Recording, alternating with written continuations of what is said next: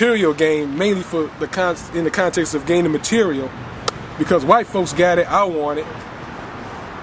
Then you of course you miss the entire point, and you actually compromise your people as a whole, and leaves you vulnerable to even more exploitation, especially if the material that you're going after you do not produce.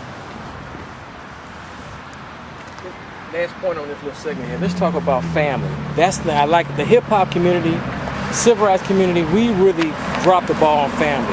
The African American community, as we once knew, is falling apart, is disintegrating because our families are so fractured.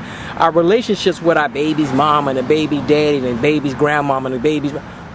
How can we get our families back together? I'm not talking about the nuclear family, just family in general. Just raising our children properly. Well, you have to talk about the nuclear family, and as well as the extended family.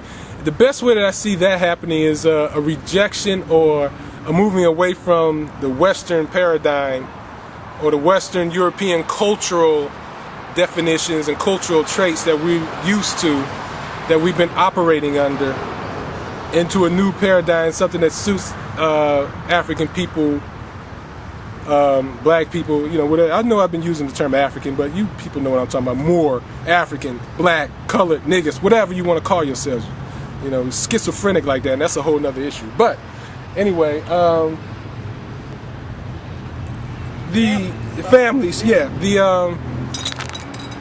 paradigm that we need to move into is the one that would fit us more appropriately. Of course, modernized and brought up to contemporary times, but we have to start looking backwards to go forwards. The whole idea of Sankofa, to where we have to look at our African history, our African culture. What did we abandon? What was taken from us? Why was it taken from us during the time of slavery in the Mayafa, the African Holocaust? It's incumbent upon us to start to do the study and the research necessary to see how we can rebuild our families using a different cultural paradigm. In other words, the whole idea of African familyhood, the way it's practiced, the way we raise our children, weddings, monogamy, how we relate to our elders, what we do with our elders when they get old. We just don't throw them into a damn nursing home. The food that we eat, what we eat, how we eat, the way we dress, the way we talk to each other, the way we deal with each other. And that's the crux right there, the way we deal with each other, the way we talk to each other, and how we interact with each other.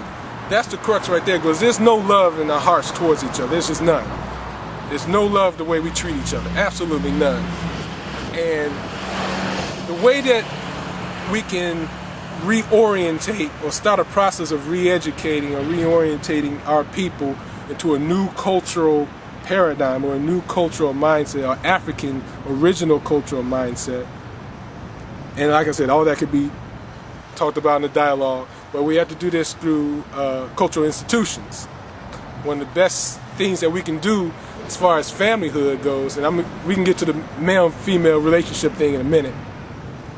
One of the best things that we can do as a family with our children is put them through culturally rich, African-centered rites of passage programs.